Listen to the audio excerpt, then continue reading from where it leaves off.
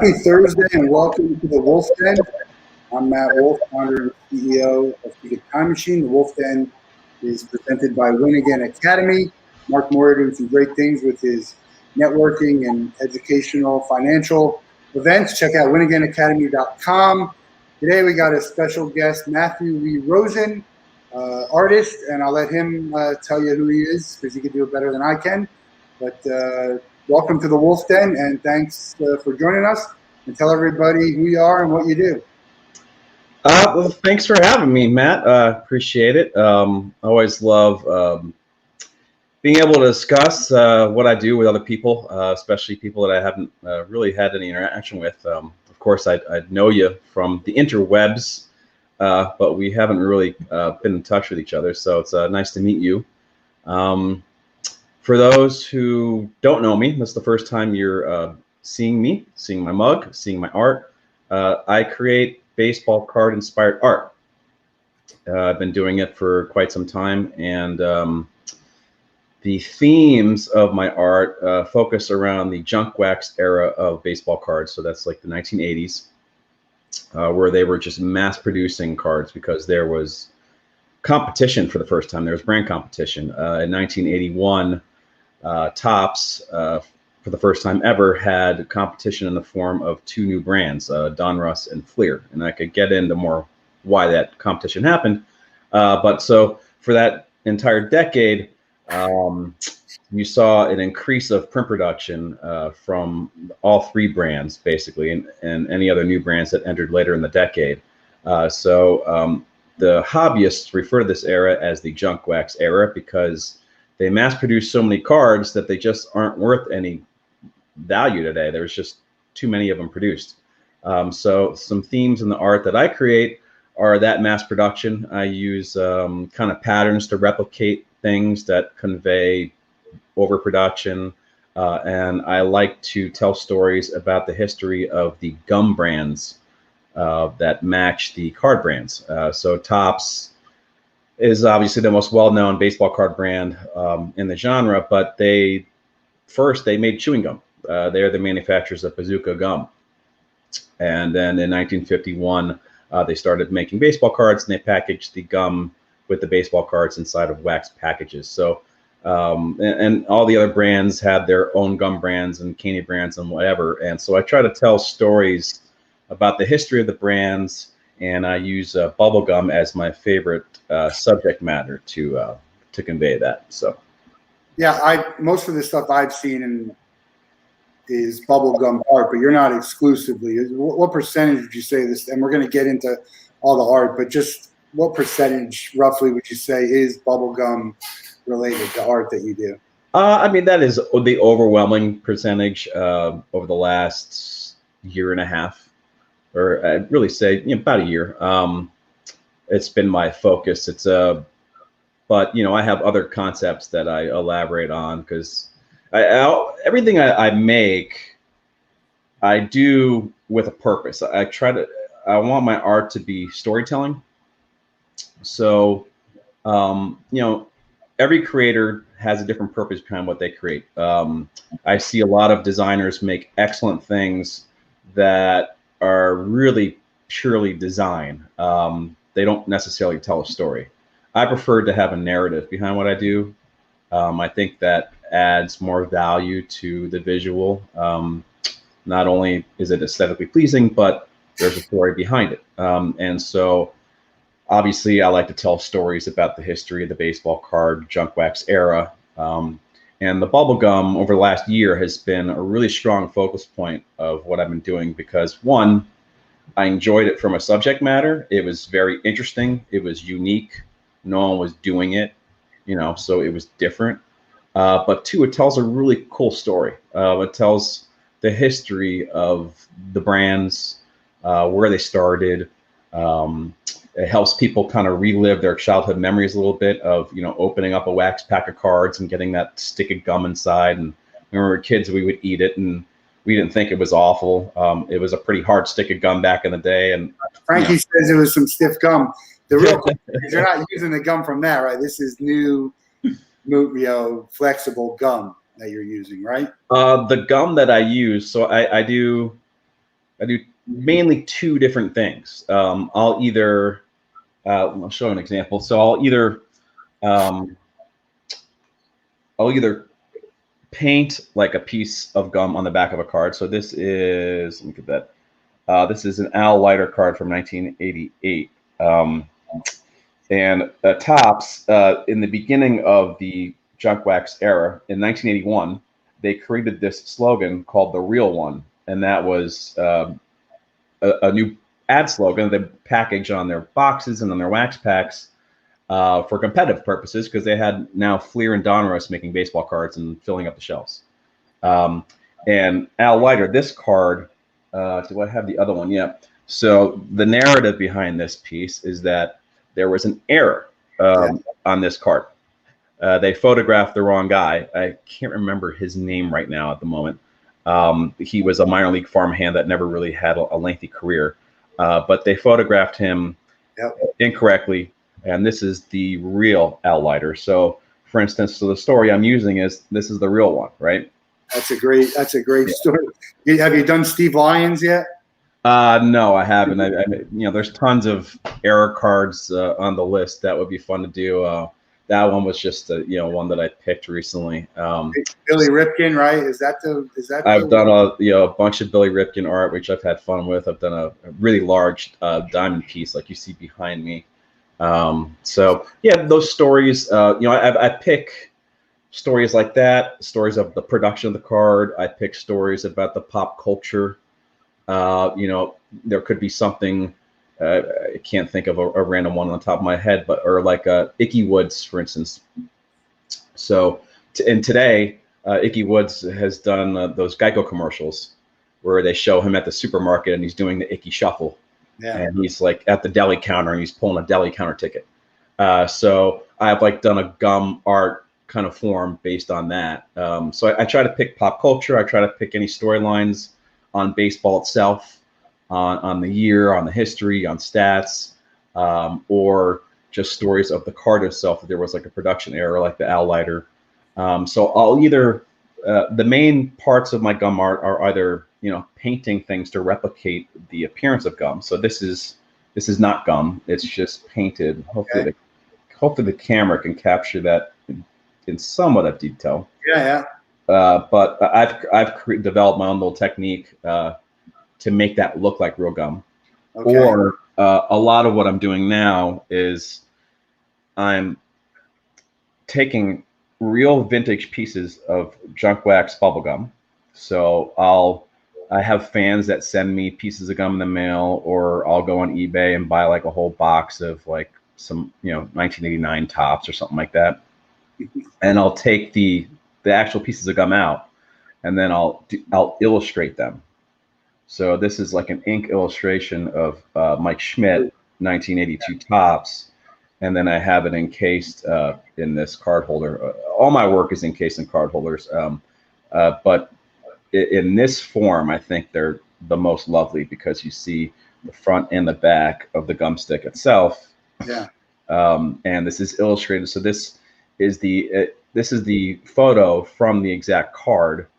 And what I like to do is I like to place the gum stick in the exact location that it would be on the card itself. So if you held the card right next to it, it would line up with the photograph, basically. That's very cool. So this is what I've been focusing on a lot lately over the past, I'd say 3 months, is making these gum sticks. And so it's become my favorite form of art to make right now. I'm trying to think which one I would like more, the gum on or the actual stick of gum. It's they're both pretty unique and cool. I think for me the 80s was the golden era of card collecting. It certainly was for me. What kind of card collector were you? And I think I was just similar to everyone my age, as a kid, between the ages of like 8 and 12 or so, when I was collecting baseball cards. And that's the impressionable era of a boy's youth, when you're probably playing little league or you're playing ball with your friends in the neighborhood, and you're starting to follow sports and pay attention to it. And my grandfather used to spoil me and buy me Topps wax packs all the time. So I just had like stacks and stacks of cards. So, you know, 1985 was like the start of my collection. It was a good year to start. It was. Yeah.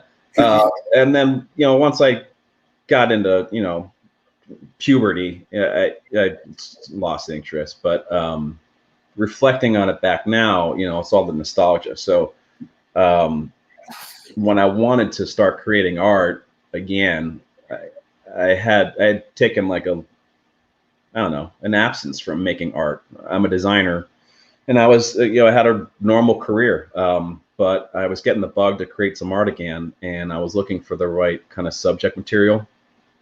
And my parents were like, for years, they're like, "Are you gonna?" Anytime I would go visit them, I'm in Chicago and they're in South Florida.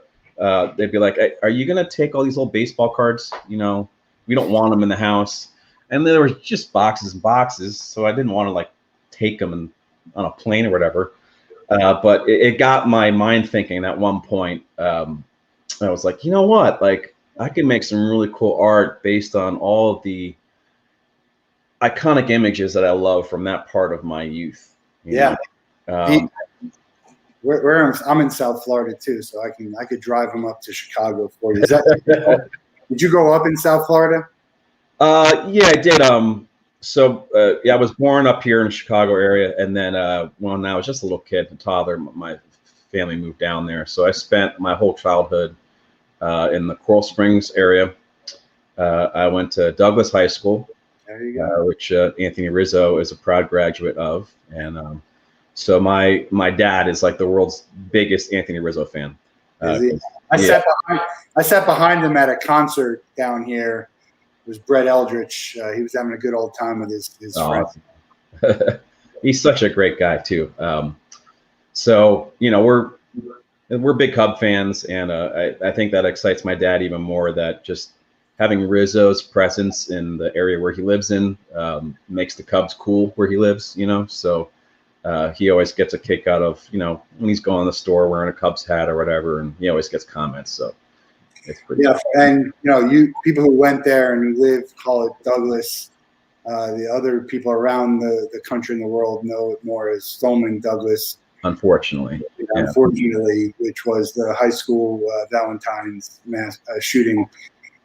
Man, is it 3 years ago already? 3, 2? It was. I believe it's 3. Yeah. So we've reached out to some of the people that went there to have a conversation.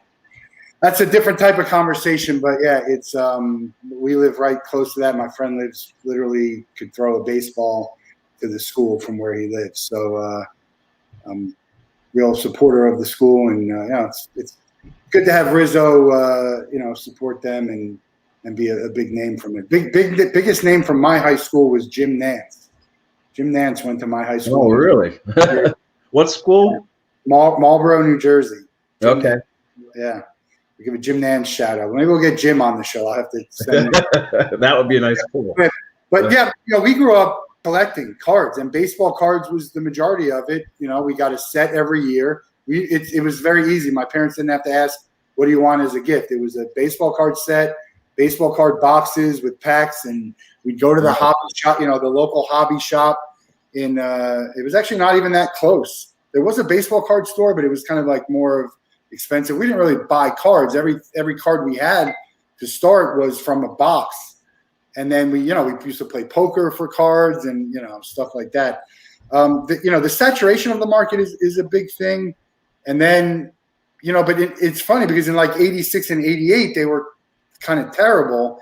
85 and 87 really good, and then it went away. And now I think the problem with cards today, which I don't collect, is that there is a lot of stuff. They're still the same 3. They're printing less, and it's a lot more expensive. So it's really more unaffordable as a hobby, for a kid. It's hard to buy a $15 pack and hope you hit it big. That's a lot of money. Yeah, I imagine it is. I don't buy the cards today, so I don't have so much of a strong grasp of like what the cost is. But I do know, just from following things on social media, that there's I think they produce lot, probably a lot more than they produced in the 80s, but they just do it in a little bit of a different manner. They create some sort of, planned scarcity. Yeah. By only creating like limited amounts of a certain design, but then the amounts of designs they create are just infinite, it seems, so I was at Card Show a couple of weekends ago, and I was looking at not really baseball, but a lot more like basketball and football. I'm like, I don't even know what the heck this is. Yeah, I mean, I'm kind of the same way, but I don't I don't want to like poo-poo it in any way. It's just it's making a lot of money. They're doing it's making a lot of money, and it's just something that I don't gravitate towards as all. So I don't collect modern baseball cards, and honestly, I don't really enjoy collecting a lot of other people's art either. I'm supportive of other people's art, but I make my own stuff, so you can make your own stuff. Yeah, my home is filled with the stuff that I make, not the stuff. What's your favorite piece of art that you made for yourself? It's hard to see. One of my favorites. Let me pull this off the wall because it's really fantastic. So, and it's a great story.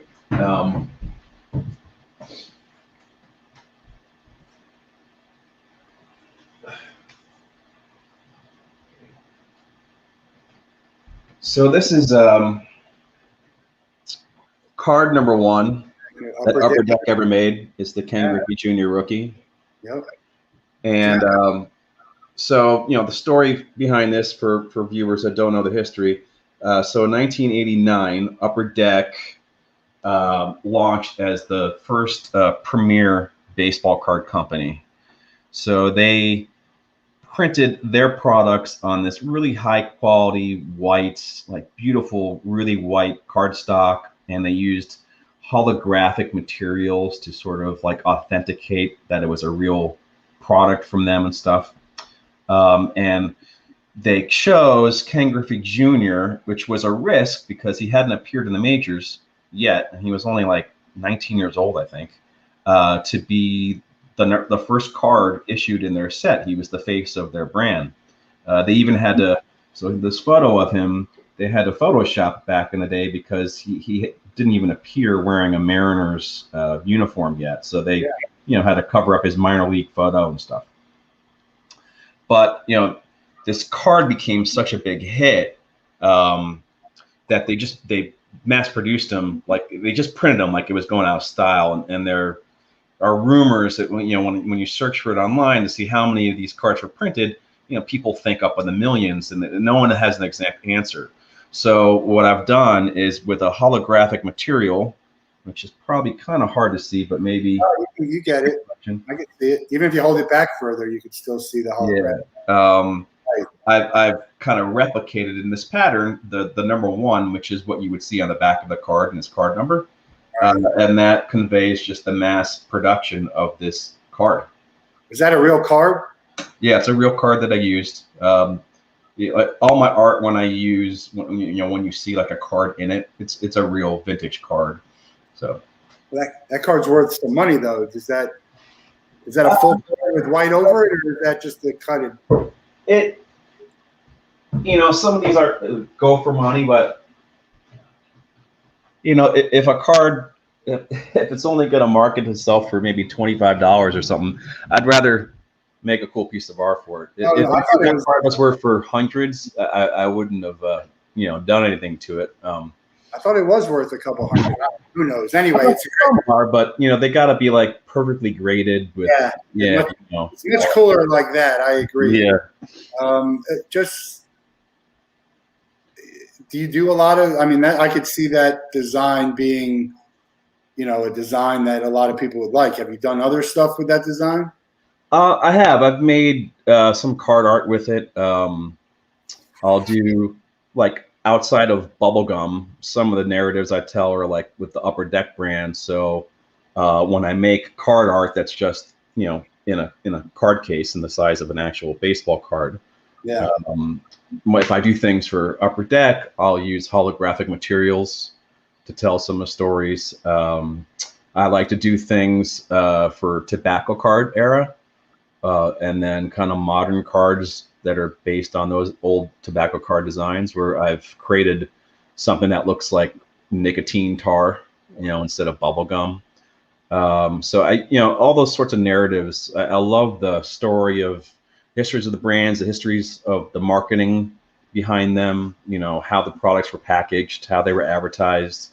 That all comes into play in the narratives I like to tell. So is it only baseball stuff that you do? I mean, if I wanted you to do a John Elway or a Barry Sanders or a LeBron James, have you done other sports, or is it just baseball? Yeah, I've done other sports. I've done a handful of football stuff, a few random basketball pieces. I focus mostly on baseball because that's just the bulk of the resources that I have in terms of cards to use and stuff. But I'll make whatever anyone wants me to make. So, and whatever wonderful idea I have brainstormed in my head, I'll execute. So, How much art do you make for yourself?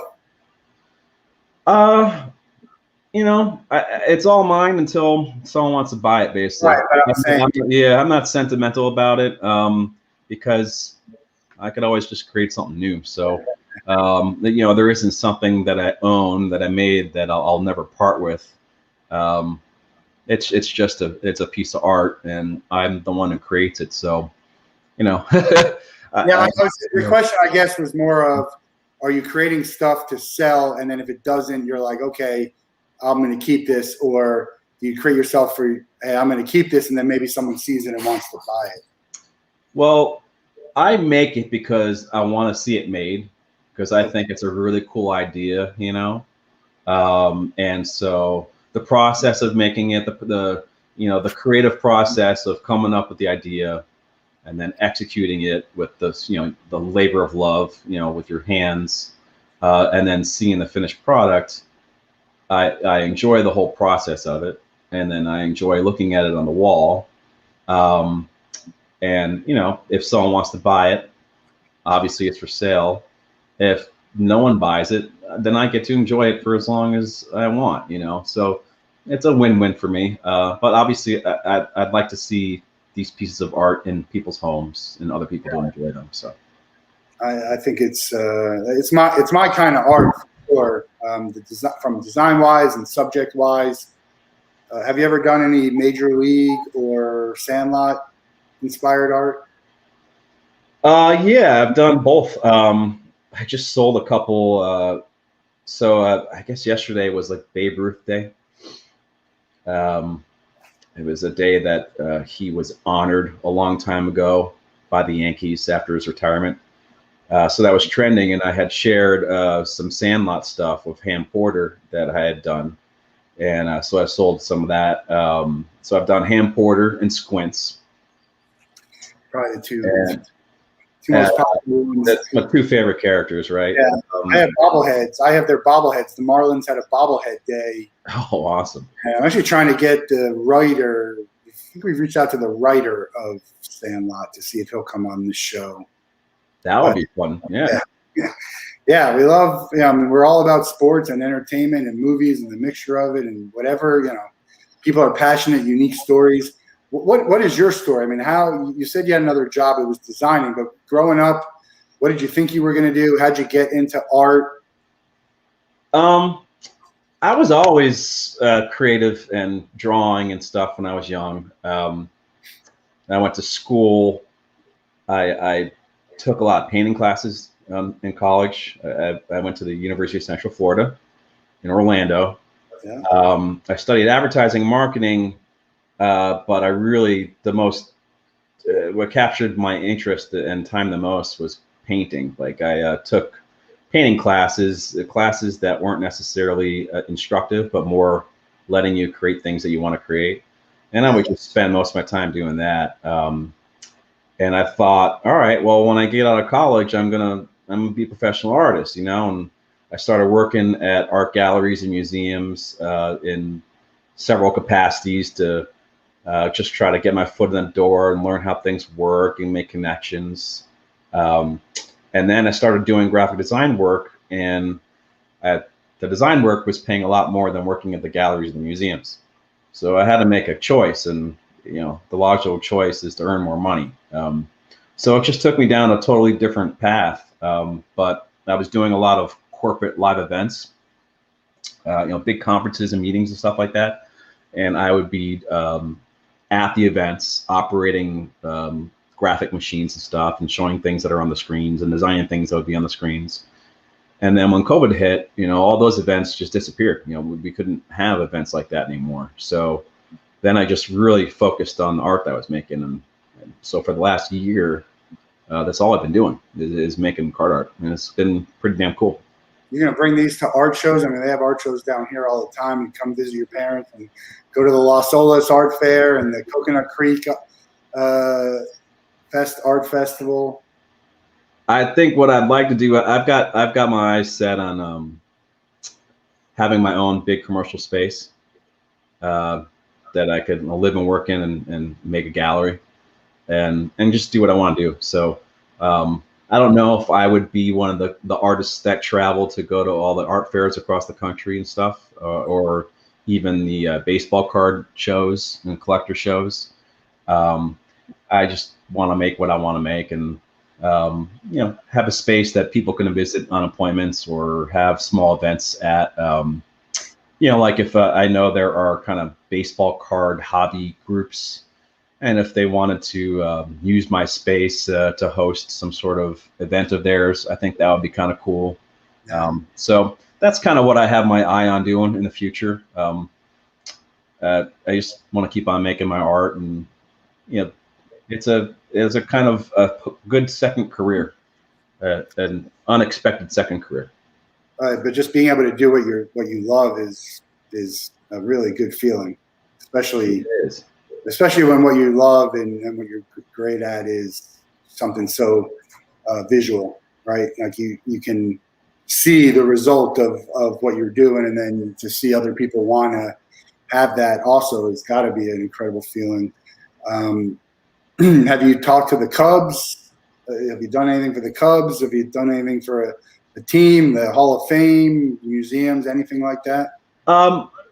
We've got a number of things kind of in the burner right now, so I can't elaborate on everything, but there are discussions going on with the bubblegum brand. There are I have collaborations with Pillbox Bat Company. Pillbox makes some really cool custom art bats, and they have recently acquired a license from the MLB Players Association. So I'm designing a new line of product with them, which is really cool. I'm looking forward to seeing that come out soon, and I'll be able to share that. And there are some other discussions too that don't necessarily want to elaborate on, but there's always opportunities, and you don't know exactly where those opportunities are going to go. But I'll be excited to share more when they're concrete. So yeah, are you still designing, or you're done with that? You're all in on every now and then I'll have someone call me and say, hey, we could really use you to design this thing or whatever. And I'm like, well, I'm pretty busy, but I try to make a little bit of time for some of my, good work friends over the years. But I don't really plan on returning to that. I look forward to just, moving forward the next chapter of my career. So. Yeah, I'm a big fan of fan art, and have had some really cool pieces done already. I had a Tebow piece. I had a Seinfeld Family Guy piece. I'm having a Mount Rushmore done, and I'm still trying to think of what else I can do. So I think it's it's really it's great. It's art. It's the kind of art that I love because when you have someone, there's art collectors, and then there's people like me. It's more about the subject, and then combined with the type of art and feel that the artist does, and not necessarily like a 4,000 or 40,000 or whatever. I'm not doing it as an investment, or to think like, oh man, this might be worth a lot of money someday, because you're doing it because you just want it. Yeah. And have you seen the movie? Have you seen the movie Made You Look on Netflix? The documentary about the art forgery. No, actually, I don't think I have. You gotta watch that movie. It's insane. It's insane. Yeah, it's all about.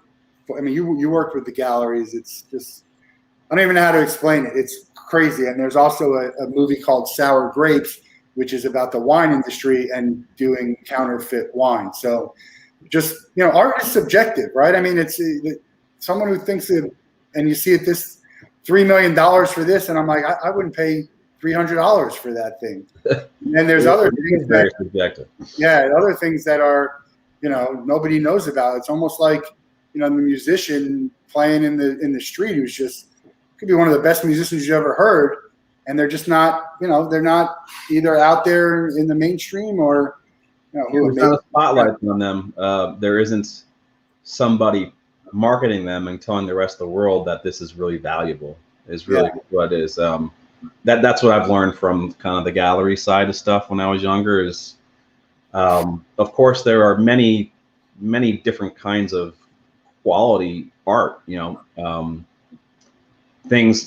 Pieces of work that require a lot of skill, require a lot of thought, require some quality execution, in whatever their appearance is, right? But the ones that are most valuable are the ones that the investors are telling you are the most valuable. Is really how it works. So. And it's speculation. Who's trying to sell it? Look, everything, whether it's a baseball card, an NFT, a painting, a house, a car, it's only worth what someone's willing to pay for it. Right. But there are people who have said, hey, this is what this stuff is worth. And there's enough people, I don't want to call them suckers, but we'll call them people who will pay that amount, even if it's elevated, because they must have it or they want to have it, which kind of brings up the price on all of this stuff.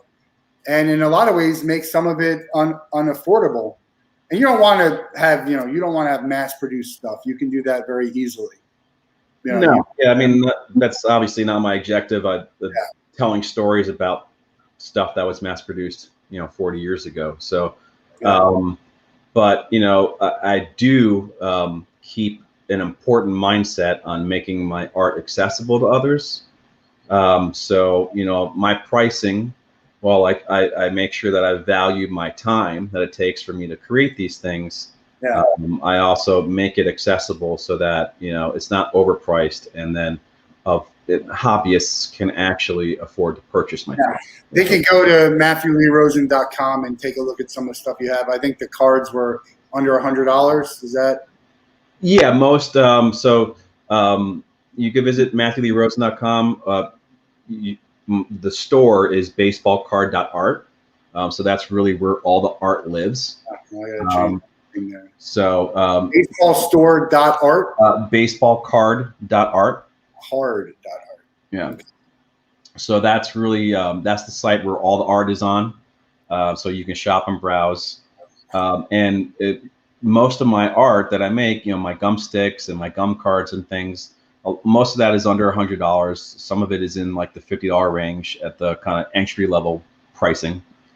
So it's accessible to others. I also host a lot of guest artists on the site. So I've noticed kind of, over the past year, while I was getting into this niche, that there were a lot of other creators making cool card art that didn't have an online home anywhere. They were selling it directly on their Twitter or on their Instagram and auctioning it or taking bids, in the comments and stuff. And I thought, man, you guys need a place for you to sell your stuff. So I've started inviting other artists to have their own little kind of mini store on my site. And so now there's, I think, like 25 different guest artist shops. Is Ken Carl on there? Ken Carl has set up a profile, but I think he had been selling his stuff on his own site for a long time. So he didn't want to, move people away from it. But I do have a profile set up for him. There's some really good artists, card artists. Yeah, he's a fantastic illustrator. He really does good stuff. It's all drawn by hand with markers, what he does. So, but yeah, there's a wide range of cool cool card artists and makers on there. And so the domain is baseballcard.art, so that lends itself to kind of a broader scope of work, not just my work. So I've been able to take advantage of that to kind of make it sort of a marketplace to allow people to discover not only my art, but art of others as well. So, yeah, this will be a weird question. You go by Matthew Lee Rosen. I obviously was born Matthew. I have a middle name. What made you want to keep the middle name? It flows very nicely. But have you always used that? Were you always Matthew Lee Rosen? You're always Matthew Lee Rosen. You're always called that. I think in college, when I started creating paintings in college and signing them, I started using my initials and my full name, and so it just kind of stuck that way. So that became, when I matured, I used my full name as my professional name. So I went the other way. I was working for companies. I used to go by Matthew. And then when my last come out, you know what? I'm tired of using Matthew. I'm just going to go with Matt, and now it's just Matt. But what's your middle name? Aaron, Matthew Aaron. I use my initials a lot for a lot of stuff, but like MAW is that's one of my old emails was MAW, so it's very easy just to use for your initials. It's I don't know. It's interesting the way names are. There's stories and books and things about names and what do they mean. Matthew's a very popular name, but I always felt weird using the word Matthew as a professional. I don't know why. It just didn't stick like a John or a Jim or Steve. And there's a ton of them out there. And then it's always weird when you're talking to another Matt or Matthew. It's like, do I call him Matt? Do I call him Matthew? I'm like, hey, Matt, it's Matt. Or, hey, Matt, I think most people let you know up front what they prefer to be called. So you think that they do, but so many people who have an email and a signature, which is the opposite of what they call themselves. Like they're Matthew and their signature is Matthew, but they go by Matt. And you got to be careful. Not careful, but if you don't know someone and you call them Steven when they go by Steve, they're gonna know, and then they might never check that email. Like, this guy doesn't know who he is. The gatekeeper, is Steven there? Or like voicemail. I don't know. These are just the crazy things that pop up in my mind. I love the hat. Is that a Ferris Bueller hat? I can't remember what kind of hat Ferris was wearing in that movie. This is a Kangol. A Kangol is kind of my preferred headwear. Yeah. It's just, I don't know. My grandfather used to wear them when I was a kid, and I guess it's just kind of. It's a very artsy look. It is. So I have a huge collection of them, and I've customized them myself. So because I make stuff all the time. So this is a Cubs logo. Yeah. And we've got on this side, let me see, a W flag, and then on the bottom of the brim, you can see, so I have a lot of hats that I've made for myself, and I offer that as a design service for others. I've had some people, over time, they're like, hey, where'd you get that hat? And I said, well, I'm making it myself. Well, can you make me one? So. It's on the site. If you guys, if anyone wants a hat like this, it's available to purchase. And obviously, it would be a custom where I would design whatever team you wanted or a player. I'm going to send some people there. I could see some people interested in that. I think my brother would love it. That might be a good gift for him. My birthday's coming up on Sunday. Oh, right on. So that's cool. I think it's as I'm doing my own business and I'm doing the fan art that I do, I'm thinking that if I could do it all over again, I'd have to learn art and design and all of that. Some of it is you have to have it. My sister was very artistic. She did a summer school thing at Syracuse, and she started to do that. Never went through with it, but she's very artistic in that. I'm not very artistic at all. I'm more creative in the mind and not being able to do it, so I can come up with some cool stuff. But I think that's something that I would like a skill that I would do if I could start all over again. and kind of be like, have that in my side pocket and be able to design. Cause that's great. I mean, I think it's a really, do you have something you would do back if you could learn, you know, I mean, if, you know, I always really wanted to learn how to play a musical instrument. Yeah. Never did that when I was young, you know, randomly over time, I picked up like a guitar and then gave up really quick, you know, but I always thought, you know, that would be something I would like to do. Cause would it be the guitar, drums? My friend brought drums. He probably played it. Could probably count on his hands the number of times he played it. Both. I wouldn't mind doing either or. I'm in tune with music. I listen to music all day long, really, and you know, so it's a big part of my everyday. While you're creating. Yeah, while I'm creating, it's just that's how I like to enjoy my time. You know, I want music in the background. Say it again. What's your music? You know, every week I seem to go on a different trend, whatever that is. So, like for the last week plus, I've been listening to Led Zeppelin like crazy for some reason. Like just hours and hours and hours upon Led Zeppelin. Yeah.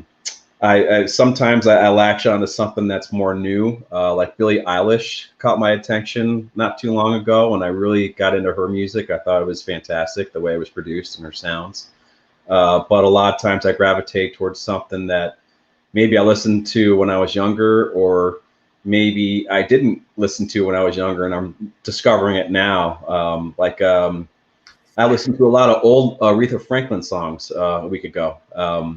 Stuff that when I was young I didn't really listen to, but I spent hours listening to Aretha, and I was like, God, this is fantastic. So I didn't get into music until like my senior year in high school and college. I really got into it. Now music is everything to me. So I didn't, you know, Led Zeppelin and all of the, you know, Pink Floyd, and you know, I just didn't know anything about them for a long time, and even still, I don't know a ton about them. But it's because it wasn't, even though I was the stuff people were listening to, I kind of got a later start. But I love everything.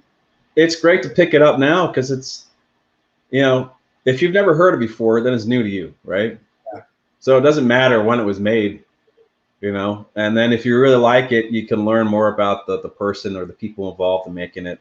So a good start would be their cover album. What was the cover album? Like Sheryl Crow and all of them did a whole album of covers of Led Zeppelin. That's a good way to get in. Dyer. Covers of it. There's a Sheryl Crow cover of a Led Zeppelin. I gotta look that up. Yeah, it's a whole album of Led Zeppelin covers. It's just all their songs by different artists. Oh, I'll have to check that out. Yeah. I didn't really know. So very cool. See, you know, another thing for me to find, right? Yeah. What's your Mount Rushmore? We always ask this. What's your Mount? I was gonna ask you because you had said something about having a Mount Rushmore. So yeah, you go first. So let me hear.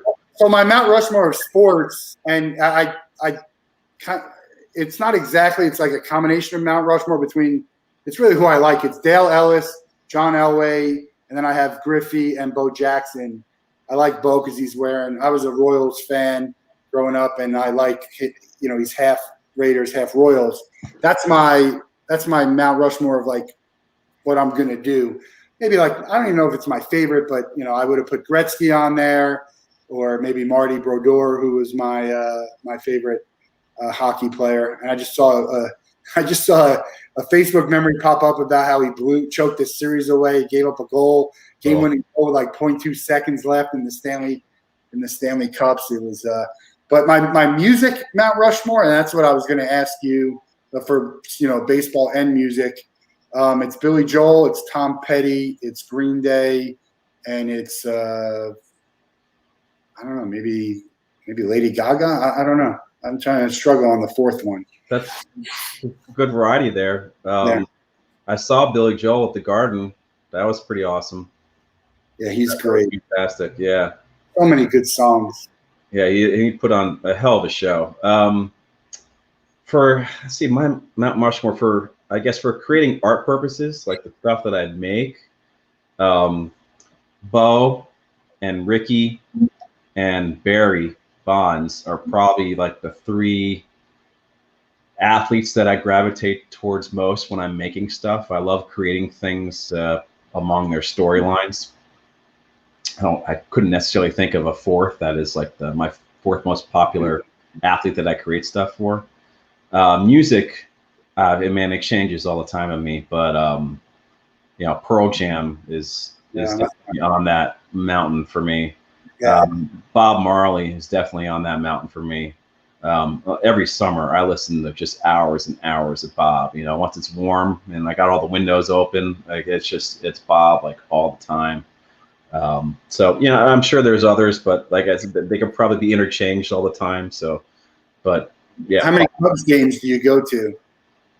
Well, I'm a season ticket holder, so in normal times, I would go to, at least once or twice a homestand. I'd be at like 20 or 30 games a year. I traveled a lot before COVID. I was on a plane like every week. So as long as I was home and the Cubs were home, I'd make it out to a game or two. I don't know when I'll get back to the ballpark. During this, where they still have limited seating at most ballparks everywhere, and it's just a different environment. So I'm getting my second vaccination probably next week, so that'll twist my arm a little bit. But and I think with the distance, you'll feel comfortable with it, especially once you've gotten your second shot. Have you watched a game from the Wrigley rooftops? Yeah, I've done that. I prefer to be in the park and in the bleachers. That's where my season tickets are. Yeah. And in normal times, I'd always sit with the same people that are there, like at every game, no matter what. So I just go sit next to them and, have our normal chats. And, those are your ballpark friends. So, I miss it. I miss just sitting there and seeing the views, smelling the smells, hearing the sounds, all that, and I'll get back to it at some point, but it's there waiting for me. It's not going anywhere. It's not going anywhere. It's we have a sports weekend thing that was my friends, the crew, was part of our 50th episode here, where we go to baseball, college football, and pro football every year in a different city. And when we went to Chicago, we actually sat in the bleachers for a double header when the Cubs were playing the Marlins, which is the team of where I live. So it was I was like $5 Coronas in the bleachers, watching the Cubs and the Marlins in a double header. It was heaven. I think we did some drinking in Wrigleyville beforehand. It's really, it's up there for baseball experiences. We did, obviously I grew up in New Jersey, so I've done both stadiums for the Yankees and the Mets, but Fenway is up there. Fantastic. Yeah, I have a friend who's been to every ballpark. I know that's a thing that a lot of people do, but he's been to every single one, old and new, which is a pretty good feat. Now he's on NFL stadiums and college stadiums, which is part of it is because he comes on our thing. So every year, I've been to like 30 of all of them because of all the trips that we go to, which is really awesome. But baseball for me is a very good game because it's very social. I don't need to watch every second of it. I can walk around and still watch it and have a drink or eat. And I like to stand in the outfield and watch and listen. And then I go to the side. So it's not a like sit in my seat all game like football might be or basketball. There's just a lot of freedom to walk around. Do you have a park that you've never been to that you'd like to go to? There's a few. I've been to probably over 20 or so. I had never was at the old Yankee Stadium or the new one. So that's always been on my list. I was never at where did the Mets play before Citi Field? The Shea. Yeah, I had never made it to Shea, but I've been to Citi Field a couple times. Citi Field's the best out of all four. Yankees is just an experience for the history of it. But the experience of watching a game, I would take Citi Field over Yankee Stadium any day. See, it's funny. I've been to so many just from traveling for my previous career. I would always go to a ballpark wherever city I could. And Citi Field, I didn't like as much as many others because there was just so much advertising everywhere. So it was distracting. Like you didn't know where to look. You couldn't focus on the action on the field, just because there was just signs like all over the place. And I'm not used to seeing that at all. So that distracted me. So I didn't really like that experience. But Fenway is obviously, fantastic experience. The new ballpark in Atlanta, I thought was really, really damn good. I haven't been there yet, but it sounds good. Yeah. I'd like to get to their football one too, the Coca-Cola or Mercedes-Benz. Yeah, I've been in there for an event, not for a sporting event, but to do a live event, and it's a pretty cool venue. So, but yeah, also Petco Park's got a really cool outfield. You can just sit and watch. Yeah, and then we actually went up and got a drink at across the building, across the street. There's a building, a high-rise, and you could have a drink, and you can't see much, but it's pretty cool to look down and see the game. Plus, San Diego is awesome city. Yeah, so that's. Did you get to the ballpark in San Francisco? We haven't been there, and so the NFL schedule comes out May 12th, and San Francisco is one of the cities we haven't been to yet, so it's probably high on the list of options. We'll find out May 12th what our options are with the football, because they all have to be, Friday, Saturday, Sunday, or right, and they got to all be there on the same weekend. And then there's, sometimes the NFL schedule gods are not kind to us. Interestingly enough, Seattle, everyone wanted to go to, and it was a great trip. It was not even an option for the first 17 or 18 years. Not even an option. Not one weekend. Oh, no one wanted. September. Never an option. Wow. And then the first time it was an option, we're like, all right, we're going. And it was awesome. So, and stadiums are like right next to each other, basically. Yeah, I love that. It's so great. Like Dallas, everything's so far away. Yeah, it is. I've spent a lot of time there, and I've been to all the venues, but it is far away. Yeah. The new Rangers ballpark, well, I haven't been into it yet. I've been at the property, and that looks like it's going to be pretty nice. So yeah, it does too. I was at the old one, but not the new one. Hopefully, I hope to get to all of them.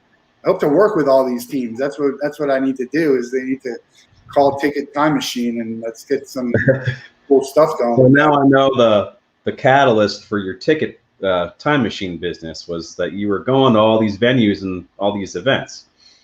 Yeah, I mean, I'm a collector. I collect everything, and to me, it's like it's art. These tickets used to be art and just tell the story of it, and that's what it is. Memories, just keeping the memory alive.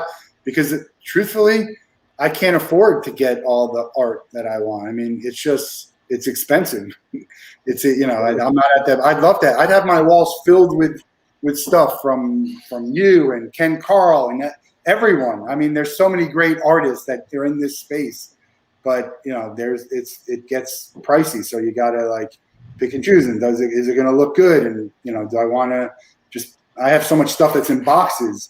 So what is the most famous ticket stub that either you have in your collection or that collectors want? What is the highest demand ticket stub? Yeah, I think a Jordan and LeBron debut, and it's all about ticketing with the cards. Is all about scarcity. So you start going back, and people have just debut cards or last cards. It's not cards, tickets. Games. Yeah, Jordan and LeBron. I think we had Andrew Goldberg on, who has 75% of all of Michael Jordan ticket stubs. And they get pretty pricey. Tickets like cards are out of control right now. You get a date. I mean, they're kind of unaffordable. A lot of them are affordable, but a lot of them are, they're just not. They're hundreds of dollars for a ticket. It's you can't start a collection by that. And some you can get for $5 if you want to collect some cool things. I would love the Ferris Bueller ticket, which is out there. Darren Rovell bought. I'm hoping to have him on there. I was lucky enough to be on the phone with Darren a couple of weeks ago, and so he was telling me stories about his collection, and we hit long story about the Ferris Bueller ticket because I had made a lot of Ferris Bueller art, so that was pretty cool. And as he was telling me about his collection and sharing pictures with me on text and stuff, it just became more impressed. I'm like, this stuff. I mean, I was telling him, Darren, these things need to be in a museum. He's like, oh yeah, well, I've talked to the Smithsonian, So, there's some opportunities. And it was like, wow, man, your collection is unbelievable. So yeah, I was on a webinar with him and Ken Golden from the auctions, and Ken just casually pulls out a Honus Wagner card and a Babe Ruth hat and a Mickey Mantle bat, and I'm like, this is crazy. It's just crazy. Anyway, share this video with Darren and tell him to come on the show. It'd be perfect for it. He's also a member of Same Here, which I am. He's got a great podcast out now with Eric Cusson and Theo Fleury, so we're going to give a shout out to them. How backed up are you? I mean, if I send people who want your art, what should they expect? How long would it take? It could take if they want to buy a custom piece of card art, so just card size art.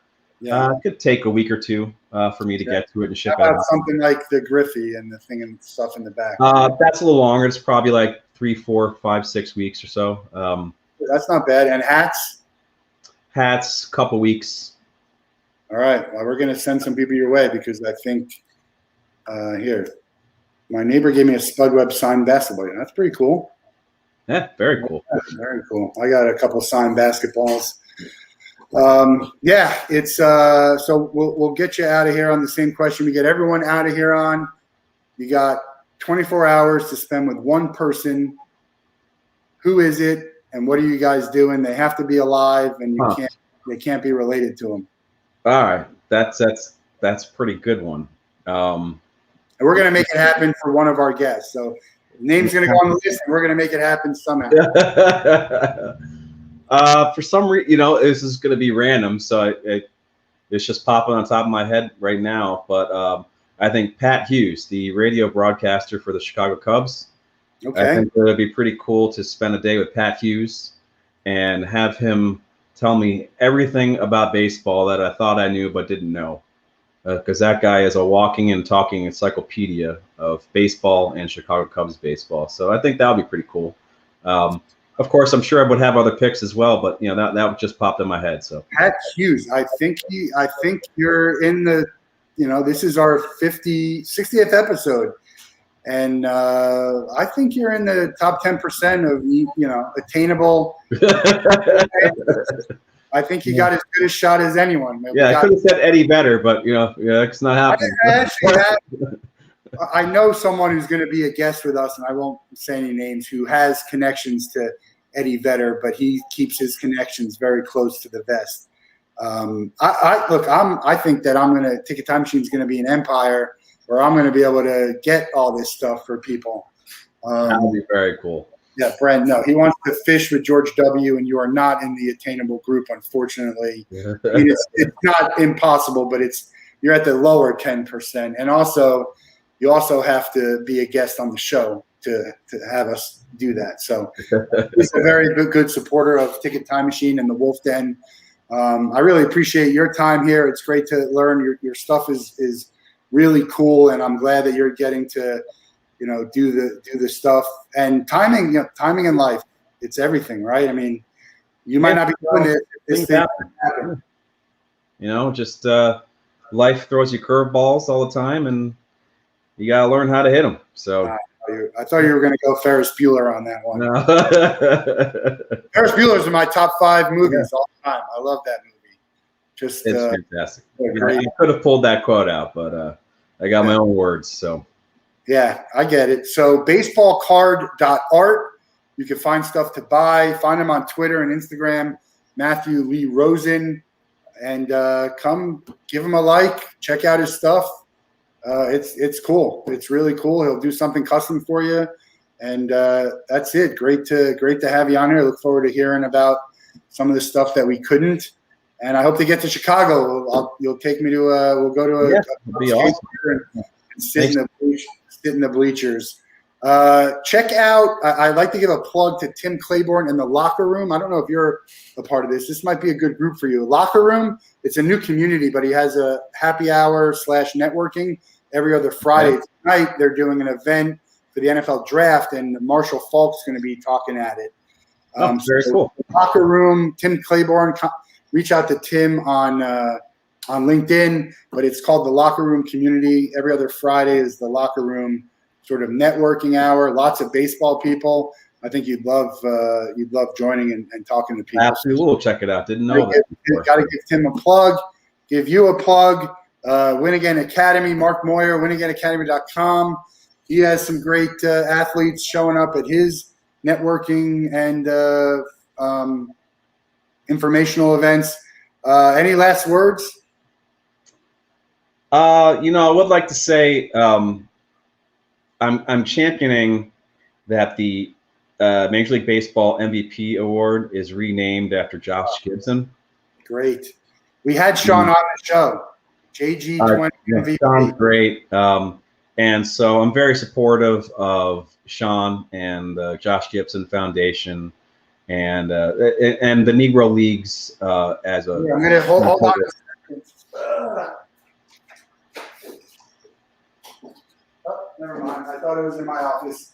I was going to pull out my JG20 MVP shirt. Oh. It's somewhere in the house. We're still figuring out where everything's going here, but great. We're a very big supporter of Sean and the Josh Gibson Foundation and getting that award changed to Josh Gibson.